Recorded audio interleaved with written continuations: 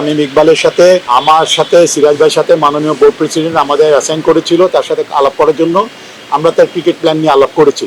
একটা জায়গায় এসে আমরা আলাপ আলোচনাটা শেষ করেছি। আর এটা আমাদের কথা ছিল, আমরা মাননীয় বোর্ড প্রেসিডেন্ট ওনার কাছে আমাদের এই মিটিংয়ের আউটকামটা ওনাকে জানাবো, আমরা জানিয়েছি। এবং এখানে তামিম ইকবাল নিশ্চয়ই তার কোনো ক্রিকেট প্ল্যান নিয়ে আমাদের সাথে আলাপ করেছে। কি আলাপ করেছে এটা তো এখন আমি আপনাদের বলতে পারছি না। তো আমি একটু বলে নিই, তো এই জিনিসটা তামিম ইকবাল এবং আমাদের বোর্ড সভাপতি ওনাদের দুজনের মধ্যে আলাপ আলোচনার পরে আপনারা জানতে পারবেন যে আলটিমেটলি তামিম ইকবালের ক্রিকেট প্ল্যান কি। ফেরার ক্রিকেট প্ল্যানটা বলছি। প্রথমে বলে নিই, মোটামুটি এখন আমরা তাকে নিয়ে এসেছি জিম্বাবুয়ে এবং ওয়ার্ল্ড কাপকে মাথায় রেখে, কিন্তু আলাপ আলোচনা হয়েছে লং টার্মের জন্যই, যাতে আমরা লং টার্মের জন্য বেনিফিট পেতে পারি সেই ধরনের আলাপ আলোচনা হয়েছে, বাট এখনো ফাইনাল করিনি আমরা।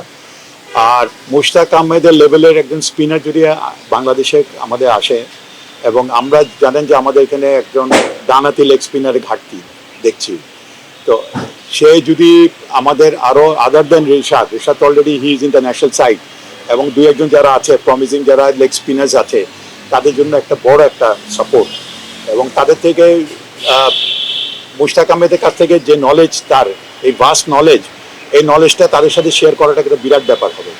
অ্যাট দ্য সেম টাইম আমরা চাইবো যে মুশতাক আহমেদ আমাদের থাকা অবস্থাতে যাতে আমরা আরও আমাদের দেশে যদি আনাচে কানাচে কোনো যদি লেগ স্পিনার ভালো থাকে, এখন যারা এক্সপোজারটা পায়নি তাকে দিয়ে যদি আমরা এই ট্যালেন্ট হান্টার মানে স্পিনার হান্টার যদি করতে পারি আমাদের জন্য খুবই ভালো হবে। ক্রিকেটের আমাদের লেগ স্পিনার ভবিষ্যতের জন্য ভালো হবে। বিকাশে কম খরচে ক্যাশ আউটের লিমিট বেড়ে 50,000, প্রিয় এজেন্টও 2টা।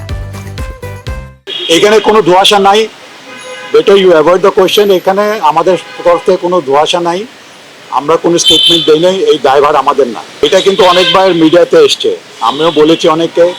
আমাদের হেড কোচ আসবেন 21 তারিখে রাত্রেবেলা, 22 তারিখ থেকে মোস্ট অফ দ্য কোচেস 22-23 তারিখের মধ্যে they will be available. Already আপনারা দেখেছেন যে SNC coach, strengthening and conditioning coach is here.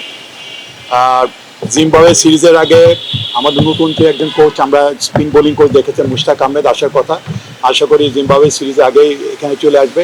বাকি যারা আছে তারাও বাই 23rd এর মধ্যে চলে আসবে। এটা সিলেক্টররা জানিয়ে দিবে, তারা কাজ করছে এর উপরে। যেহেতু জিম্বাবুয়ের টিমটা দেওয়া মানে হচ্ছে it will be followed by world cup team, so it is very important. তার জন্য তারা চিন্তা ভাবনা করে কিন্তু টিমটা দেবেন। এই জন্য তারা এখন আজকেও বোধহয় তারা বসেছেন, আজ কালকেও তারা বসেছিল, যেটা আমি জানি। সো আমরা শুনি সিলেক্টরের কাছ থেকে যে তারা কবে দিবে, এটা যত শীঘ্র সম্ভব তার দিয়ে দিবে, তা আমি জানি।